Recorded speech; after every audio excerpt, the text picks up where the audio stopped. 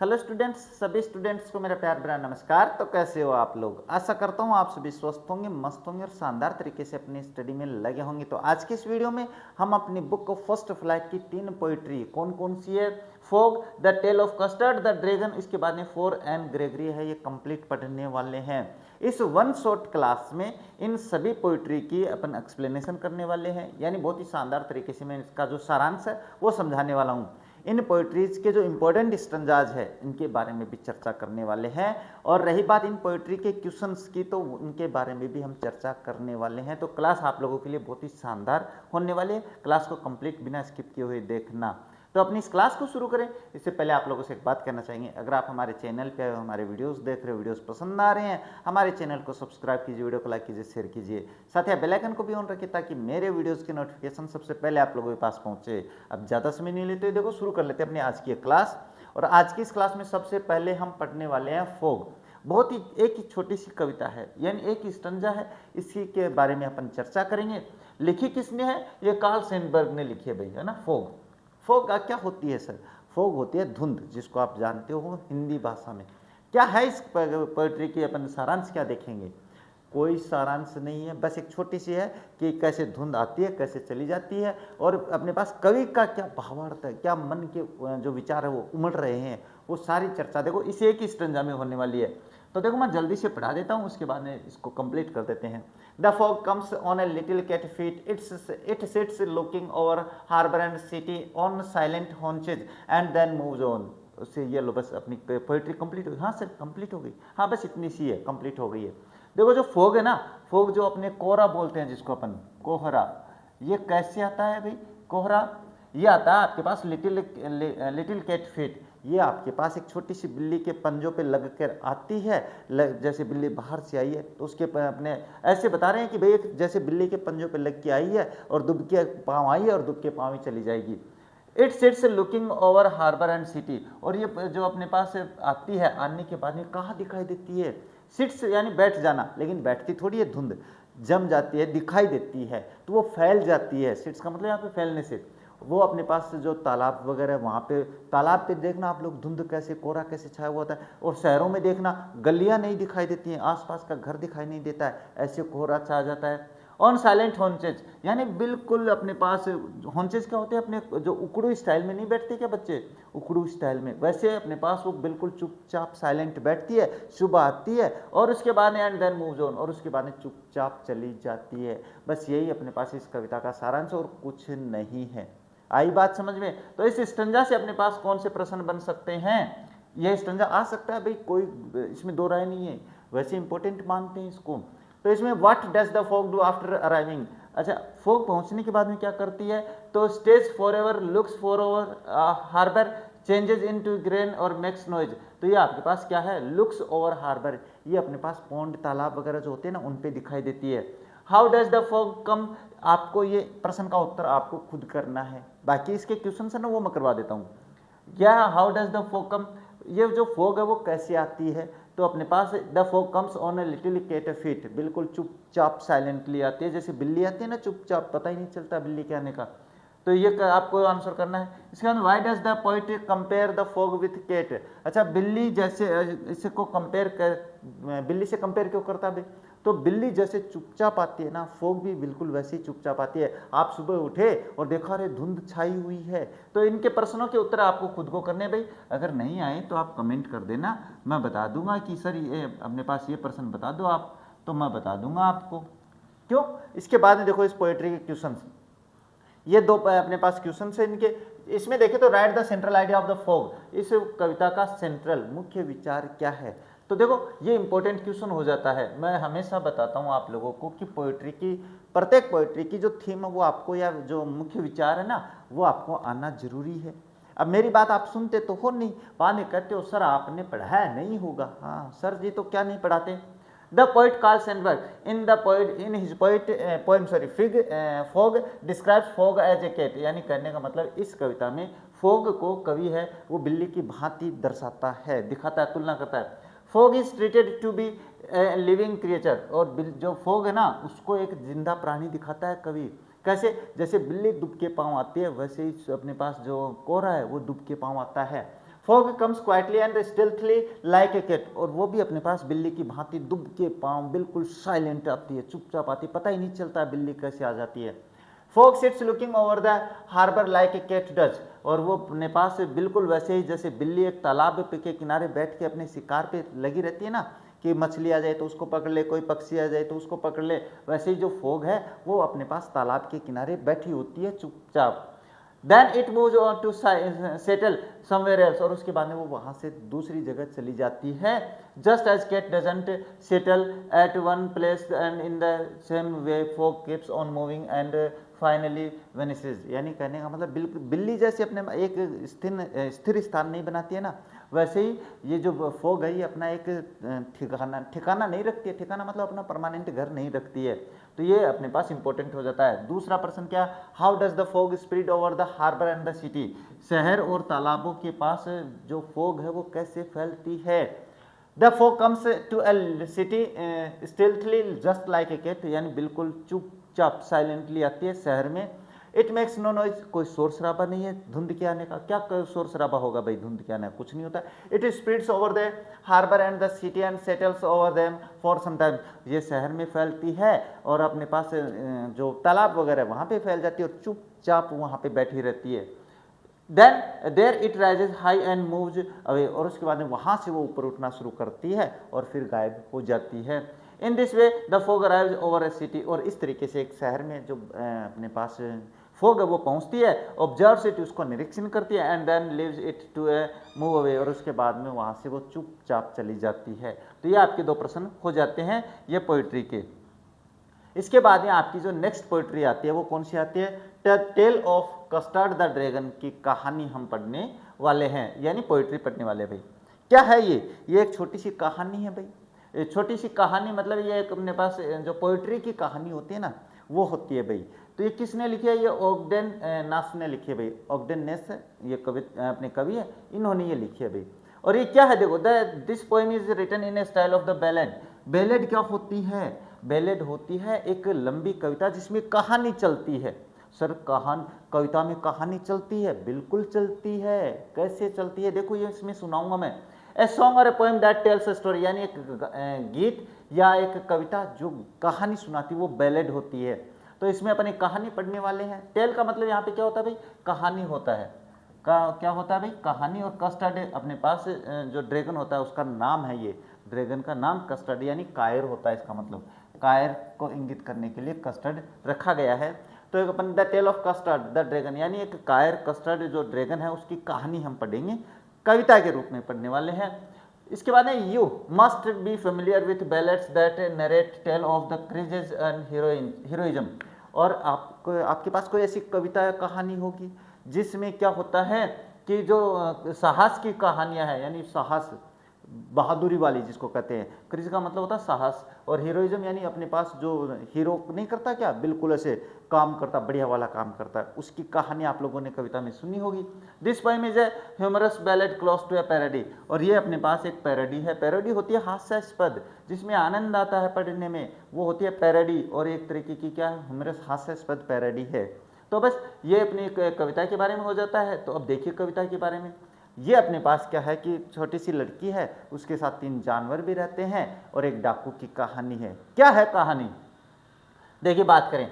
Belinda lived in a little white house with a little black kitten and a little grey mouse and a little yellow dog and a little grey wagon and a really truly little pet dragon।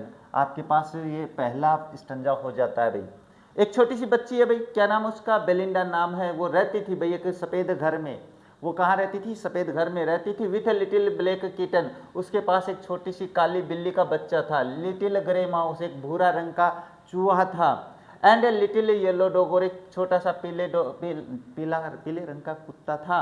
And a little red wagon, और एक छोटी सी गाड़ी थी। Wagon का मतलब यहाँ पे गाड़ी होती है। क्या होते हैं भाई, गाड़ी होती है। And a realio trulio little pet dragon, ये वास्तविक जिसको अपन कहते हैं, वास्तविक कहते हैं, सच्चा, ट्रिलियो यानी सच्चा, लिटिल यानी छोटा सा, और पेट यानी पालतू, और अपने पास है ड्रैगन यानी अपने पास ड्रैगन का नाम होता है। ड्रैगन एक जानवर होता है। ये आई बात समझ में कि एक छोटी सी बच्ची के पास 4 जानवर है, एक गाड़ी है। क्या क्या है, काली बिल्ली का बच्चा है, भूरे रंग का चूहा है, पीले रंग का कुत्ता है और एक सच्चा वास्तविक प्यारा सा ड्रैगन भी है, पालतू ड्रैगन। अब देखो, now the name of the little black kitten was Ink and the little grey mouse she called him Blink and the little yellow dog was sharp as Mustard but the dragon was a coward and she called him Custard. अब इस stanza में वो अपने जानवरों के नाम बताती है, अपने पालतू जानवरों के नाम रख रखे हैं, जैसे आप भी तो रखते हो ना, अपने बकरी के बच्चे का नाम रख लेते हो, अपने तोते का नाम रख लेते हो, अपनी गाय का नाम रख लेते हो, है ना, रखते हो कि नहीं रखते, बिल्कुल रखते हो। Now the name of the little black kitten, अब जो बिल्ली थी उसका नाम इंक था, इंक नाम याद रखना, और जो चूहा था उसका नाम ब्लिंक था, उसको वो ब्लिंक कह के बुलाती थी, और जो पीले रंग का कुत्ता था उसको बिल्कुल शार्प एज ए मस्टर्ड, और वो अपने पास बिल्कुल तीखे दांतों वाला था, इसको अपन वो क्या कहती थी, मस्टर्ड कह के बुलाती थी, उसका नाम मस्टर्ड है। और उसके बाद में जो ड्रैगन की बात करें तो वो एक कायर है भाई, वो कायर है, और and she called him Custard, और वो कस्टर्ड के कारण उसको क्या कहती है, कायर कहती है, यानी डरने वाला। कस्टर्ड का मतलब डरने वाला होता है, तो उसे वो ये कह देती है। अब इनके चारों के नाम याद रखना, नाम से प्रश्न पूछेंगे। आप कहते हो ना नाम में क्या रखा है सर, नाम में बहुत कुछ रखा होता है। अच्छा, Custard the dragon had big sharp teeth and spikes on top of him and scales underneath, mouth like a fireplace chimney for nose and really trulio daggers on his toys. ये अपने पास हो जाता है किसकी विशेषता, ये कस्टर्ड की विशेषता है, custard dragon. Custard the dragon had big sharp teeth, उसके जो ड्रैगन होता है ना उसके बड़े बड़े दांत होते हैं भाई, बड़ा जानवर होता है। इसके बाद में उसके शार्प यानी तीखे तीखे दांत हैं भाई। And spikes on top of him, और उसके सर पे चारों शरीर पे, स्पाइक्स का मतलब होता है कांटे से, कांटे जिसको अपन कहते हैं, कांटे नुकीलेदार, बिल्कुल ऐसे ऐसे उसके खाल पे ऐसे ऐसे बने हुए हैं, ऐसे ऐसे ऐसे ऐसे ऐसे ऐसे बने हुए हैं उसके खाल पर, वो होते हैं स्पाइक्स। इसके बाद में एंड स्केल्स अंडरनीथ, और अगर अपन बात करें उसके नीचे अंडर स्केल्स यानी एक मोटी त्वचा वाला जीव होता है। माउथ लाइक ए फायरप्लेस, और उसके मुंह से आग निकलती है भाई, ड्रैगन जब दहाड़ता है तो उसके मुंह से क्या आग निकलती है, और उसका जो मुंह है वो अपने पास चूल्हे की तरह दिखाई देता है, यानी जैसे आग में चूल्हे में आग निकलती है ना, वैसे उसके मुंह से आग निकलती है। चिमनी फॉर नोज, और उसकी नाक से धुआं निकलता है, वो जब बोल दहाड़ता है तो मुंह से तो आग निकलती है, और जब वो सांस छोड़ता है तो नाक से क्या है, धुआं निकलता है, जैसे अपने पास चिमनी से निकलता है। रियलियो ट्रिलियो डेगर्स ऑन टॉयज, लेकिन वो सच्चा सा प्यारा सा क्या है, अपने टॉयज, टॉयज यानी पैरों की उंगलियों के बल वो रेंगता है। डेगर्स यानी डेगर्स का मतलब होता है खींचना, लेकिन वो यहाँ पे रेंगने से लिया गया है, तो अपने पंजों की जो उंगलियां उनकी सहायता से चलता है। Next up, Belinda was brave as a barrel full of beers and ink and blink chased lions down the stairs. Mustard was as brave as a tiger in a rage, but Custard cried for the nice safe cage. थोड़ी सी इसमें ये stanza है, ये change हो गया, कोई बात नहीं है, आप देख लेना। बेलिंडा है वो ऐसे बहादुर है जैसे फुल ऑफ बियर्स, यानी अपने पास बैरल फुल ऑफ बियर्स, जैसे गुस्से में एक भालू बहादुर हो जाता है ना, बिल्कुल ऐसे डरता नहीं है बाद में भालू किसी से, वैसे ही बहादुर है बेलिंडा। इसके बाद में and Ink and the Blink chased lions down the stairs, और इंक और ब्लिंक ऐसे हैं जो शेर का पीछा करते हैं नीचे, अपने क्या है, शेर आ रहा तो शेर को भगाते हुए उसका पीछा करते हैं, भगा देते हैं शेर को। Mustard was as brave as tiger in rage, और मस्टर्ड जो अपना कुत्ता है पीले रंग का, वो इतना बहादुर है कि गुस्से में अपने पास एक टाइगर, जैसे टाइगर बाघ नहीं होता क्या, बाघ जो अपने शेर का जो दूसरा रूप होता है, बाघ जो होता है, टाइगर जो होता है, वो जब गुस्से में होता है तो उतना बहादुर आपके पास कौन है, वो कुत्ता है। But Custard cried for a nice safe cage, लेकिन जो कस्टर्ड है, ड्रैगन है, वो आपके पास हमेशा सेफ सुरक्षित पिंजरे के बारे में ढूंढता है कि नहीं भाई मैं तो घर में ही रहूँगा। अपने घर में होता है एक बच्चा जो हमेशा, कोई तो बाहर जाके लड़ता है, एक अंदर ही रहता है, तो इस तरीके से। अच्छा, नेक्स्ट बात करूँ तो नेक्स्ट क्या दिया हुआ है, Belinda tickled him, she tickled him unmerciful, Ink Blink and Mustard they rudely called him Percival. इसके बाद में they all sat laughing in the little red wagon at the realio trulio cowardly dragon. इसमें बात करें तो वो जो बाकी सारे सदस्य हैं ना, वो कस्टर्ड का मजाक उड़ाते हैं भाई, तो बेलिंडा भी क्या करती है, उसको उसका मजाक, टिकल्ड हिम का मतलब उसको मजाक बनाना, टिकल्ड का वैसे होता है गुदगुदी करना, लेकिन यहाँ पे मजाक उड़ाने से। सी टिकल्ड हिम अनमर्सीफुल, वो दयाहीनता भाव से, अनमर्सीफुल का मतलब दयाहीनता से, दयाहीनता, जिसमें दया की भावना नहीं होती है, वो होते हैं unmerciful. Ink, Blink and Mustard they rudely called him Percival. और तीनों अगर बात करें इंक, ब्लिंक और मस्टर्ड, तो वो उसको बिल्कुल ही पर्सिवल का मतलब क्या होता है, प्राचीन जमाने का, यानी बिल्कुल ही प्राचीन जमाने का जीव कह के बुलाते हैं। अपन कहते हैं और बुढ़िया के ढंग संग है, आप भी तो उड़ाते हो ना मजाक। हाँ, दे all sat laughing in the little red wagon. और वो अपनी छोटी सी लाल गाड़ी, जो गाड़ी मैंने बताई थी ना, उस गाड़ी में बैठ के तीनों हंसते हैं। एट किस पे, रियलियो वास्तविक, ट्रिलियो सच्चा, कावर्डली यानी कायर, कायर ड्रैगन पर हंसते हैं। कौन? अच्छा, Belinda giggled till she took to the house and Blink said week which is giggling for an mouse. Ink and Mustard rudely asked his age when Custard cried for a nice safe cage. चलिए इसके बारे में भी चर्चा कर लेते हैं। हाँ, Belinda giggled till the she took his shook the house. और जो बेलिंडा वो इतनी जोर से हंसती है, गिगल का मतलब हंसना, ये क्या होता है, गिगल का मतलब क्या होता है, हंसना भाई, उस पे ड्रैगन पे हंस रही है, और वो इतना हंसती है, इतना हंसती है कि पूरे घर को हिला देती है। अपने घर में बात नहीं करते, अरे तो कितनों का हंसोगो, रहने दे भैया। हाँ, बहुत जोर जोर से हंसती है। तो वो जब तक घर नहीं हिल जाता है ना, सुख का मतलब होता है हिलाना, जब तक कि घर नहीं हिल गया तब तक वो हंसी गई। And Blink said wake week, यानी ब्लिंक, जो ब्लिंक है वो उसे क्या कहती है, क्या कहता है भाई, अरे कितना बेकार चीज है भाई, विच is giggling for a mouse. और वो क्या कहता है कि जो कि अपने पास एक माउस के लिए गिगलिंग है भाई, वो चूहे के लिए अपने पास क्या है, एक हंसने वाली बात है। इंक और मस्टर्ड रूडली आस्क्ड हिज। और इंक और मस्टर्ड की बात करें तो वो उसकी उम्र पूछते हैं कि तू कितने साल का है, तू कितने वर्ष का है ना। हाँ, गाने भी आते हैं, मुझे बहुत आते हैं। अच्छा, rudely asked his name when Custard cried for a nice safe cage. और जबकि अपना जो कायर सा बेचारा डरा हुआ ड्रैगन है, वो बिल्कुल सुरक्षित पिंजरे के लिए पूछता है। अच्छा, इसके बाद में बात करें नेक्स्ट, तो नेक्स्ट क्या है, नेक्स्ट दिया हुआ है suddenly suddenly the heard and nasty no sound and Mustard growled and they all shook round looked around. Meowch cried Ink and oh cried Belinda for there was a pirate climbing in the window. अच्छा, चलिए बात करते हैं इसमें क्या है भाई। अब अचानक क्या होता है कि सडनली सडनली अचानक हुआ भाई, दे हर्ड ए नास्टी नॉइज, उन्होंने एक गंदा सा भद्दा सा, ये अपने पास शोर शराबा, भद्दा बोल देता हूँ मैं इसे, है ना, भद्दा, शोर शराबा सुना भाई, आवाज सुनी। दम एंड मस्टर्ड ग्राउल, और अपने पास कुत्ता भौंका भाई। ग्राउल का मतलब गुर्राना, है ना, गुर्राना, ये क्या होता है, गुर्राना होता है, तो ये मैं लिख देता हूँ भाई, गुर्राना। और and they all looked around, और सारे एक तरफ देखते हैं, अरे ये कहाँ आवाज आ गई, ये क्या आवाज आ गई। इसके बाद में म्याउच क्राइडिंग, और बिल्ली का बच्चा म्याऊ करके दुबक गया। एंड ओह क्राइड बेलिंडा, और बेलिंडा, अरे ये कौन आ गया, क्योंकि for there was a pirate, क्योंकि वहां पे एक डाकू आ गया उनके घर में। क्लाइंबिंग इन द विंडो, और वो विंडो जो थी ना, खिड़की जो थी, उसमें से घर में घुस रहा था, जो घर में प्रवेश कर रहा था। अब घर में डाकू आ जाए तो क्या करोगे। पायरेट का मतलब यहाँ पे डाकू, लुटेरा जिसको अपन कहते हैं, क्या होता है भाई, लुटेरा होता है, पायरेट यानी लुटेरा। नेक्स्ट देखो, pistol in his left and pistol in his right and he held in his teeth a cutlass bright, his beard was black, one leg was wood, it was clear that the pirate meant no good। चलिए इसके बारे में बात करते हैं। हाँ, pistol in left hand, उसके जो डाकू अंदर आया था ना लुटेरा, उसके बाएं हाथ में बंदूक थी, उसके दाएं हाथ में बंदूक थी, दोनों हाथों में बंदूक लिए भाई।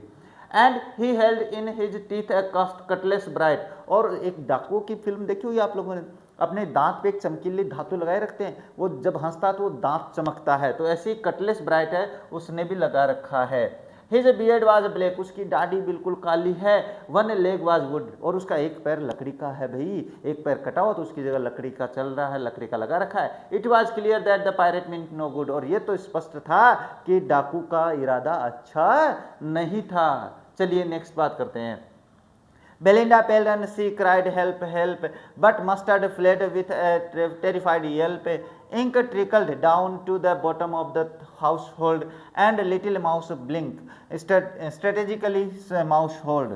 अपने पास इसके बारे में बात करें, अब वो पहले तो क्या कर रहे थे, मैं इतना बहादुर कर रहे थे ना, लेकिन बेलिंडा तो बेलिंडा पीली पड़ गई भी, पीली पड़ने का मतलब डर जाना, और क्राइड हेल्प हेल्प, और वो चिल्लाई सहायता करो।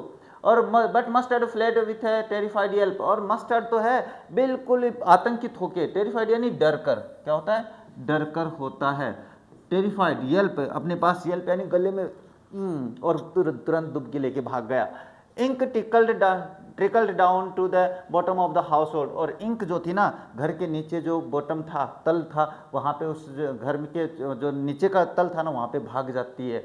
And little mouse blink strategically mouse hold, और जो ब्लिंक था चूहा था वो सीधे अपने घर में प्रवेश, अपने बिल में प्रवेश कर जाता है। अब इसके बाद में बात करें नेक्स्ट क्या, but up jumped Custard snorting like an engine, clashed his tail like iron in the dungeon, with a clatter and a clank and a jingling squam he went at the pirate like a robin at the worm। चलिए इसके बारे में बात करते हैं। अब वो सारे तो डर गए, लेकिन कस्टर्ड जो ड्रैगन कायर था ना वो देखो, बट जम द कस्टर्ड, लेकिन अपने पास कस्टर्ड उछल के आया भाई, स्नॉटिंग लाइक एन इंजन, एक इंजन की भांति स्नॉटिंग दहाड़ते हुए, गुर्राटे करते हुए, जैसे अपने ट्रेन का इंजन नहीं चलता क्या, वैसे दहाड़ता हुआ आया। Clashed his tail like iron in dungeon, और अपनी जो पूंछ थी उसको लाल कर लेता है, जैसे अपने पास एक लोहे की छड़ होती है ना, एक अपने पास जैसे भट्टी में, डंगन का मतलब जिस पे अपने पास लोहे की छड़ को गर्म करते हैं, वैसे ही वो गर्म कर लेता है। इसके बाद with clatter and the clank and a jingling squirm, और उसके बाद में क्लेटर धड़कते हुए अपने पास पूरे घर को ऐसे कहते ना शोर शराबा करते हुए उसकी तरफ भाग के जाता है। He went eight pirate like a robin at home, और वो उस डाकू की तरफ वैसे गया जैसे रोबिन पक्षी के कीड़े मकोड़े की तरफ जाता है। रोबिन पक्षी जैसे ही झपटा मारता है ना कीड़े मकोड़े पे अपना शिकार करने के लिए, वैसे ही अपने पास से, रोबिन एक चिड़िया का नाम है भाई, जो जानवरों को खाती, कीड़े मकोड़ों को खाती है, वोम का मतलब कीड़े मकोड़े। डाकू है, डाकू पे कस्टर्ड वैसे ही गया कि वो उसके लिए कीड़ा मकोड़ा उसको खा जाएगा। The pirate gift at Belinda's dragon, the pirate gift at Belinda's dragon and got some grog from the his pocket flagon, he fired 2 bullets but they didn't hit and custard gobbled him every bit। यहाँ पे बात करें तो क्या होता है भाई, the pirate गेप्ट eight Belinda's dragon, अब अपने पास जो डाकू था वो बेलिंडा की जो ड्रैगन था ना उसकी तरफ थोड़ी दूरी पे था भाई, गेप किया भाई, और got some frog from his pocket flagon, और उसने अपने पास जो पॉकेट में बारूद रख रखी थी वो बंदूक में भरी भाई। एंड ही फायर्ड 2 बुलेट्स, और उसने 2 बंदूकें चला दी, गोली चला दी भाई उस पे, किस पे, ड्रैगन पे, बट दे डिडंट हिट, लेकिन गोली से वो बच गया, गोली नहीं लगी। And Custard gobbled him every bit, लेकिन कस्टर्ड जो था ना अपने पास ड्रैगन, उसके प्रत्येक टुकड़े टुकड़े टुकड़े टुकड़े खा जाता है भाई, किसको, डाकू को खा जाता है। अब देखो इसके बाद में क्या होता है। Belinda embraced him, mustard licked him, no one mourned for his pirate victim, ink and blink in glee did gyrate round the dragon that ate the pirate। अब यहाँ पे बात करें तो अब सभी को क्या है, जो बेलिंडा थी वो इम्ब्रेस का मतलब था गले लग जाना, तो वो वहाँ पे इम्ब्रेस उसको गले लगती है। मस्टर्ड लिक्ड हिम, जो कुत्ता उसको चाटना शुरू कर देता है। And no one mourned for his pirate victim, और कोई भी उस डाकू के लिए दुख नहीं मनाता है जिसको उसने मार दिया है। Ink and Blink in glee did gyrate, और अपने पास जो इंक और ब्लिंक है वो खुशी के मारे उछल कूद शुरू कर देते हैं, गायरेट यानी उछल कूद खुशी से। Around the dragon that at the pirate, और कहाँ उस ड्रैगन के चारों तरफ उछलना कूदना शुरू कर देते हैं, और करते हो बिल्कुल वैसे ही। तो अब देखिए आगे बात करें तो आगे दिया हुआ है, but presently up spoke little dog mustard, I would have been twice as brave if I hadn't been flustered, and up spoke ink and up spoke blink, we would have been 3 times as brave we think, and custard said I quite agree that everybody is braver than me। अब यहाँ पे अगर बात करें तो अब डाकू तो मर गया, तो फिर अपने अपनी क्या है तारीफें कर रहे हैं, खुद ही कर रहे हैं। देखो प्रेजेंटली, लेकिन अभी वर्तमान में बात करें तो स्पोक लिटिल डॉग मस्टर्ड, अभी छोटा सा जो कुत्ता था ना वो क्या बोल रहा है, I would have been twice as brave if I hadn't been a flustered, वो कह रहा है अगर मैं थोड़ा सा घबराता नहीं तो मैं भी दुगुना बहादुर हूँ तुम्हें अपने पास उस डाकू से। And up spoke Ink and up spoke Blink, और ऐसा ही कुछ अपने पास इंक ब्लिंक बोले भाई, क्या बोले, we would have been 3 times as brave we think, उसने कहा हम भी 3 गुना बहादुर है भाई, हम सोचते हैं ऐसा। एंड कस्टर्ड सेड, और कस्टर्ड कहता है आई क्वाइट एग्री, वो भी कहता है मैं आप सबसे सहमत हूँ, that everybody is braver than me, कि आप में से हर कोई मेरे से बहादुर है, ये कस्टर्ड कहता है।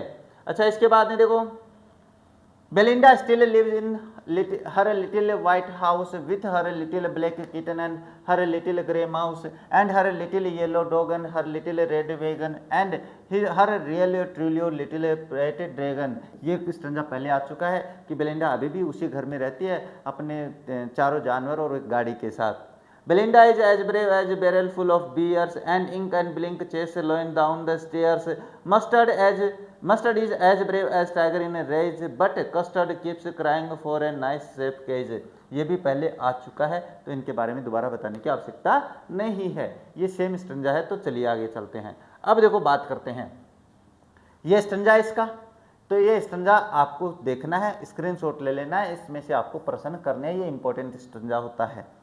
इसके बाद में ये हाँ बस एक स्टंजा लिया भाई, बाकी तो सरल स्टंजाज है तो कोई खास बात नहीं है, आप कर सकते हो ये। इसके बाद इसके क्वेश्चंस की बात करें, where did Belinda live, which animals lived with her, ये प्रश्न आपको ध्यान में रखना है, इंपॉर्टेंट है भाई। बेलिंडा कहाँ रहती है और उसके पास कितने पालतू जानवर है, कौन कौन से जानवर है। तो देखो Belinda lived in a little white house, एक छोटे से सफ़ेद घर में रहती है। Some animals also lived with her, उसके साथ कुछ जानवर भी रहते हैं। दवर, उनमें बात करें तो दवर ए लिटिल ब्लैक किटन, एक काली बिल्ली है, ग्रे माउस है, एक लिटिल पीला डॉग कुत्ता है और एक लिटिल पेट ड्रैगन है, ये उसके जानवर है भाई। How did Custard prove to be brave when the pirate came, अच्छा ड्रैगन ने अपनी बहादुरी कैसे दिखाई जब डाकू आ गया। तो Custard the dragon jumped and the snorted like an engine, he struck the pirate with his tail like iron, there were different sounds of the clatter clank and jangle. तो उसके बाद he attacked the pirate as a robin attacks as a worm, यानी कहने का मतलब सीधी सी बात है, वो उस पर उछल कूद के करके जाता है और दहाड़ते हुए जाता है और उस पर ऐसे झपटा मारता है जैसे कि रॉबिन पक्षी अपने कीड़े मकोड़ों पे। How did the animals make fun of the dragon, अच्छा ड्रैगन का मजाक कैसे बनाते हैं वो जानवर, तो इंपॉर्टेंट लगा लेना इसको भी। They laughed at the dragon, वो ड्रैगन पे हंसते थे। Belinda teased the dragon, Belinda उसको खिजाती थी भी, उसके मजाक उड़ाती थी। She tickled him very hard, वो उसको बहुत ही कठोरता से नाराज करती थी। Ink Blink and Mustard called him Percival, वो उसको परसिवल पुराने जमाने का कहते थे, बूढ़िया कहते थे, रे सीधी सी बात। The set in the red wagon and laughed at the cowardly dragon, और वो एक लाल गाड़ी में बैठे होते थे और उस पर उसका मजाक उड़ाते थे। अच्छा इसके बाद है what were the pet name of the Belinda's animal, ये भी याद रखना उसके नाम क्या थे जानवरों के। तो ये भाई देखो मैं बता देता हूँ, चलिए। The little black kitten was called Ink, उस जो काली बिल्ली थी उसको इंक कहा जाता था। She gave the name Blink to the little grey mouse, और उसने छोटे से माउस को जो था ब्लिंक नाम दे रखा था। और the little yellow dogs pet name was mustard, और कुत्ते का नाम मस्टर्ड था। और dragon was given the pet name custard, और ड्रैगन का नाम कस्टर्ड था। Belinda tickled him, she tickled him अनमर्सीफुली Y, अच्छा बेलिंडा उसको बिल्कुल दयाहीनता से उसका मजाक उसको खिंचाती थी, नाराज करती थी, चिढ़ाती थी, रे सीधी सी बात है जैसे आप चिढ़ाते हो। Belinda did so because it was their pastime, Belinda ऐसा करती थी क्योंकि उनका पास टाइम था भाई, समय खेलते थे। They all sat laughing in the little red wagon but the dragon used to cry for a nice safe cage, वो अपने लाल गाड़ी में बैठे होते थे जबकि वो जो ड्रैगन था वो पिंजरे में रहने की बात करता था। सो बेलिंडा टिकल द ड्रैगन अनमर्सीफुली, इसलिए जो बेलिंडा है उसको बिना मतलब दयाहीनता भाव से क्या है उसका मजाक उड़ाती थी, उसको चिढ़ाती थी। ये पोइट्री भी हो जाती है कंप्लीट। अब अपन शुरू करेंगे अपनी फॉर एन ग्रेगरी जो पोइट्री है उसके बारे में। चलिए बात करते हैं। फॉर एन ग्रेगरी क्या है भाई, एक बात बता देता हूँ। एक कहानी है, एक कविता है जिसमें एक लड़की होती है भाई, सुंदर सी लड़की होती है। वो ये चाहती है कि उसे कोई अगर चाहे, उसे अगर कोई प्रेम करे तो वो उसकी सुंदरता से नहीं उसके मन से प्रेम करे। तो जो कवि है जो अपने पास इसके अंदर है वो ये कहता है कि नहीं, ऐसा कोई है ही नहीं जो तुम्हें तुम्हारी सुंदरता से प्यार नहीं करे, तुम्हारे मन से प्यार करे, तो ऐसा कोई नहीं है सिवाय एक के। और वो कौन है, वो पोइट्री में अपन बात करेंगे, चिंता मत करो। देखो ये अपने पास विलियम बटलर येट्स है भाई, क्या है विलियम बटलर येट्स की बात करें तो ये इसको अपन W.B. येट्स भी कहते हैं, तो ये ध्यान में रखना, इनको शॉर्ट नाम यही लिखा जाता है हमेशा mostly. Was a prominent Irish poet and dramatist, वो एक प्रसिद्ध आयरलैंड के कवि और ड्रामेटिस्ट नाटककार थे। Widely regarded as one of the most important literary figures of the 20th century, और वो 20वीं सदी के जो साहित्यिक रचनाएं हैं उनके लिए जाना जाता है। He was awarded the Nobel Prize in literature in 1923। 1923 में उनको क्या है, साहित्य का नोबेल पुरस्कार भी मिला है। The poem for Anne Gregory explores themes of the love, beauty and the superficiality of the judging someone based on appearance. और इस कविता में अपने पास क्या है, एक्सप्लोर ऐसी विशेषता बताती है जिसमें प्रेम है, सुंदरता है, और सुपरफिशियलिटी यानी काल्पनिकता है, of judging someone based on the appearance यानी किसी के ऊपरी प्रतिबिंब पर उसका क्या करते हैं, दिखावे का जो एक्सप्लेन है वो करते हैं, दिखावा दिखाने की कोशिश करते हैं कि व्यक्ति का दिखावा ज़्यादा अच्छा होता है, सुंदर दिखाई देता है, तो वो अपने पास उसके लिए सभी आगे आ जाते हैं। वही बात इसमें करेंगे भाई, चिंता मत करो।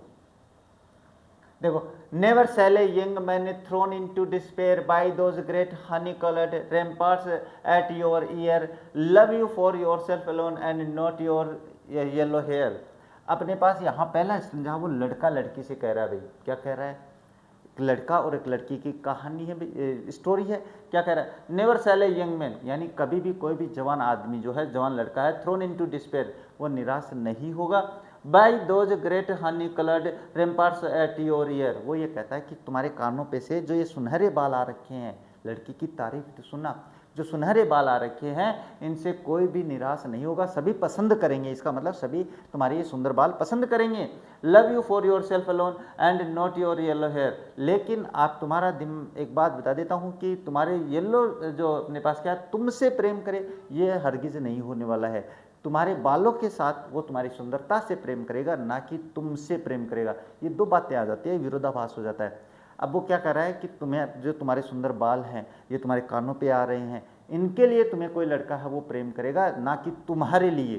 किनके लिए, तुम्हारे बालों के लिए तुम्हें पसंद करेगा, ना कि तुम्हारे खुद के लिए। इसके बाद वो लड़की क्या कहती है, देखो, but I can get a hair dye and set such coloured three there brown and black and carrot that young man in despair may love me for my self alone not and not my yellow hair. अब लड़की क्या कहती है, भाई अगर ऐसा होगा कि मेरे लड़का मुझे मेरे पीले बालों के लिए प्रेम करेगा तो फिर मैं ऐसे चेंज कर दूंगी भाई, फिर मैं अपने बालों पे हेयर डाई करवा लूँगी। हेयर डाई करवाते हो ना आप लोग, मैं क्या करूँगी, सेट सच कलर देयर, जैसे मैं ये इनको भूरा रंग करवा लूँगी, ब्लैक कलर करवा लूँगी, कैरेट गाजरी रंग करवा लूँगी, लेकिन मैं पीले कलर नहीं रखूँगी। इसके बाद that young man in a despair, और वो अपने पास जो व्यक्ति है वो जो निराशा में है, मे love for my self alone, तो शायद वो व्यक्ति जो है वो शायद मुझे मेरे लिए प्रेम कर सकता है, ना कि मेरे बालों के लिए, and not my yellow hair, और वो क्या है, मेरे पीले बालों को प्रेम नहीं करेगा, वो मुझसे प्रेम करेगा। इसके बाद में वो लड़का क्या कहता है, देखो लड़का क्या कह रहा है, I had an old religious man but yesternight declare that he had found a text to prove that holy only God my dear could love you for your self alone and not your yellow hair. अब लड़का ये कहता है कि लेकिन मैंने तो पिछली रात को, यस्टर नाइट यानी पिछली रात्रि को, एक संत से सुना था भाई, उन संत की एक टेक्स्ट, उन संत को एक टेक्स्ट मिली भाई, क्या मिली भाई, उन्होंने एक संदेश दिया भाई। क्या संदेश दिया है कि आपके पास उनको एक टेक्स्ट साबित करने के लिए मिले कि तुम्हें, तुम्हारे लिए केवल केवल भगवान प्रेम कर सकता है, ना कोई इंसान नहीं है भाई। इंसान प्रेम करेगा तो आपकी सुंदरता से ही प्रेम करेगा, ना कि तुम्हारी अंतरात्मा से। तो इसके सारांश में बता दे, could love you for your self यानी तुम्हारे लिए प्रेम करेगा, तुम्हारी अंतरात्मा से प्रेम करेगा, and not your yellow hair, तो तुम्हारे पीले बालों से नहीं। तो ऐसा कोई है ही नहीं है, केवल एक भगवान जो है वो तुम्हें तुम्हारे अंतरात्मा से प्रेम करेगा, इसके अलावा संसार में कोई नहीं है। तो कविता का सारांश यही है कि जो लड़की है उसके पीले बाल हैं, वो ये चाहती है कि कोई भी लड़का उससे प्रेम करे तो उसके पीले बालों के कारण ना करे, वो उसके कारण करे, यानी उसका अंतरात्मा से प्रेम होना चाहिए, वो ये चाहती है। लड़का ये कहता है ऐसा होने ही नहीं वाला है। क्यों नहीं होने वाला है? क्योंकि हाँ, लड़की बीच में ये कहती है कि ठीक है, तो कोई ऐसा करेगा, मेरे पीले बालों से प्रेम करेगा, तो मैं उनको जैसे ब्राउन रंग है, ब्लैक रंग है या गाजरी रंग है ये करवा लूँगी, तो फिर वो मुझसे प्रेम करेगा। तो फिर वो लड़का कहता है तो फिर ऐसा तो होगा ही नहीं, क्योंकि मैंने पिछली रात्रि को एक संत को सुना था, संत कह रहे थे कि जो मनुष्य जीवन है इसमें मनुष्य से केवल भगवान ही है उसके अंतरात्मा से प्रेम कर सकता है, इसके अलावा कोई नहीं है। तो बस यही छोटा सा सारांश था इस कविता का। इसके बाद ये पोइट्री का स्टंजा भाई, ये आपको देखना है और ये इंपॉर्टेंट स्टंजा है भाई, ये अभी बता देता हूँ मैं। इससे प्रश्न पक्के पूछे जाएंगे, ये याद रख लेना, तीनों प्रश्न आपको ही करने हैं, मैं नहीं बताऊंगा। कमेंट करोगे तो मैं बता दूंगा, नहीं तो फिर आप खुद कर लोगे, मैं समझ आऊंगा कि आप बड़े पढ़ाकू। इसके बाद में ये भी इसका स्टंजा है भाई, तो ये दोनों स्टंजा आपको करने हैं। किसके? पोइट्री के।